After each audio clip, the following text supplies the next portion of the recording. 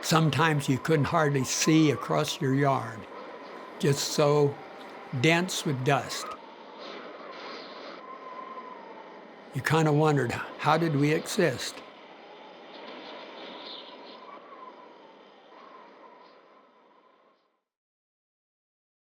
In the early 1930s, there's a proto-space race that has emerged between the Soviets, the United States, and independent French aviators to reach the highest levels of the stratosphere and prove that human beings can ultimately survive at high altitude and then eventually space.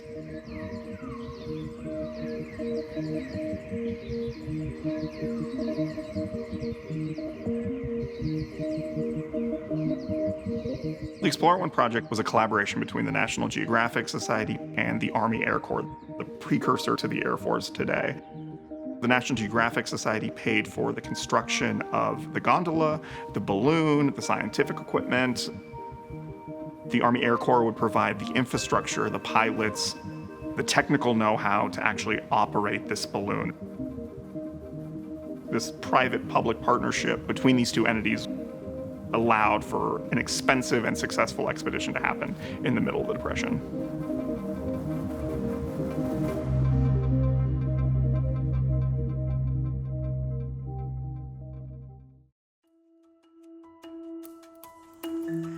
They needed a place that would have ideal weather conditions, but then also on the ground, you needed something that would protect the balloon as they were inflating it. You can't have that thing flailing around because it takes a while to get all the hydrogen into the balloon. They ultimately settle on the Strato Bowl outside Rapid City, South Dakota. They built a military base at the Strato Bowl. It had a hospital, 2 radio stations, barracks, and then thousands of hydrogen containers just lining the rims of the Strato Bowl. Miles upon miles of rope that is required to control the balloon. The balloon itself requires under 3 acres of fabric, which took 5 months to fabricate it. It was linen that was rubberized and then produced by hand by the Goodyear Zeppelin company. The gondola itself was produced by the Dow Chemical Corporation. It was a magnesium alloy and it weighed 700 pounds.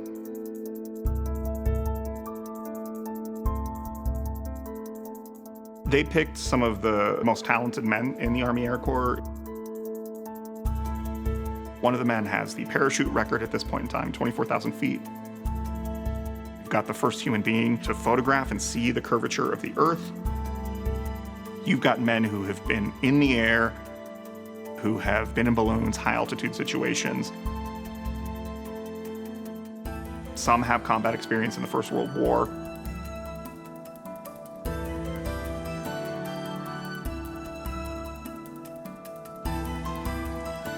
These are men who are trained, who are experts. They know what they're doing. They're very well aware of the dangers of what could happen.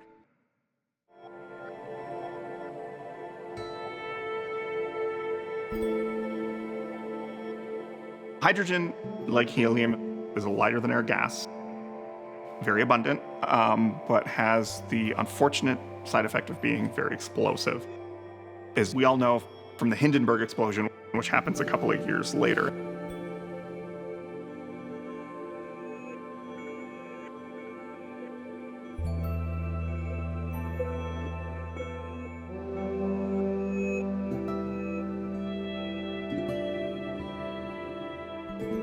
They are constantly checking the weather. They work all through the day and then all through the night. They've got to put all the pieces together. They got to get the batteries in, as well as radio equipment, all sorts of different sensors. They load cold weather clothing because this is not an insulated gondola. They are going to pass through some very, very cold portions of the atmosphere. They are getting everything prepped and ready to go.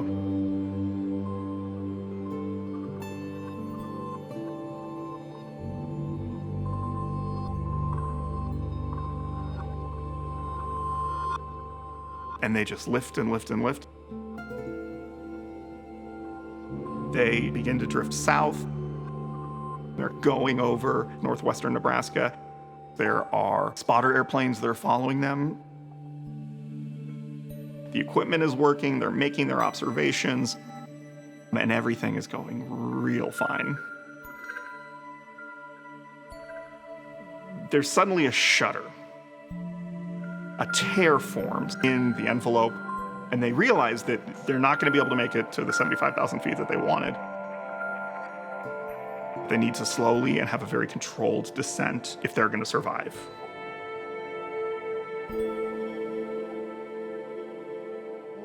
They're about 5,000 feet above Loomis, Nebraska. They are in preparation to jump. Somebody steps on Captain Anderson's parachute and releases the parachute in the gondola.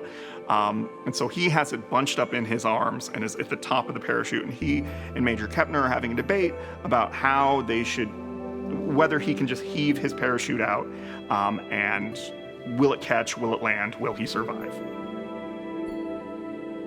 The balloon explodes and the gondola just becomes a bomb. Captain Anderson just heaves his parachute out. It catches. Major Kepner kicks Captain Stevens out one of the portholes.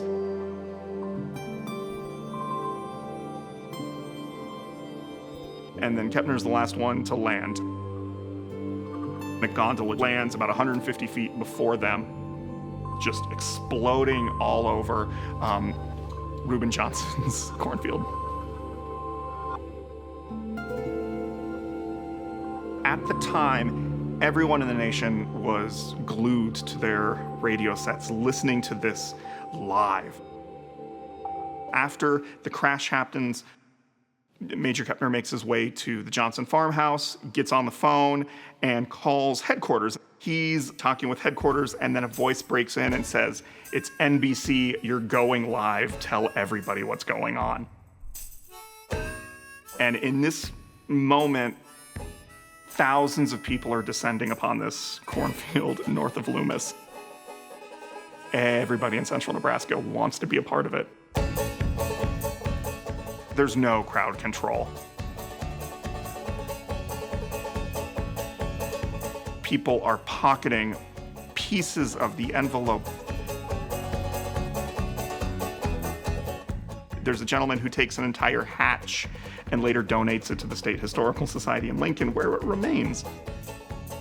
They're taking the scientific equipment. They're taking really whatever they can get their hands on because they want to be part of this event. They want to have a souvenir.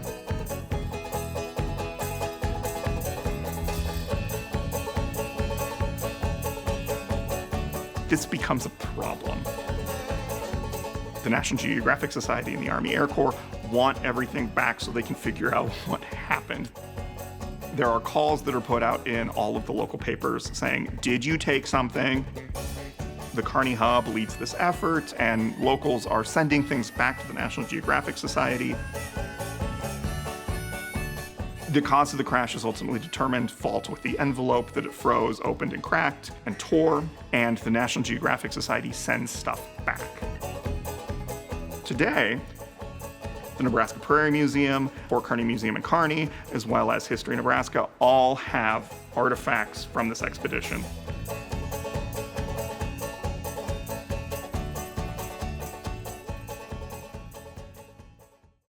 My dad was a souvenir seeker. He took something that he shouldn't have. But at the same time, we today get to share in what it was. This is little tiny pellets of lead. And this was used as ballast in the balloon. I was 4 years old, and my parents, they were out observing. I thought, what would cause them to be looking up at the sky for something? They have gotten news by the radio about this balloon coming across from South Dakota. And I remember finally I said, "Oh, I can see that white spot up there." We were 4 miles northwest of the crash site. So my dad went to the site, came home, he put it in the bottle. It's been in this bottle for 90 years.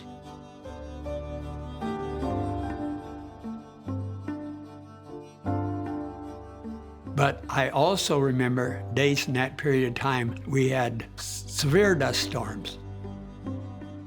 Some days it lasts for days and days. Sometimes almost blackouts, just dust. It was a media sensation. It has been forgotten and remembered and forgotten and remembered. People in central Nebraska, in the darkest of their days, finding support or comfort or connection into a wider world, that they could be part of something, they could be part of something greater.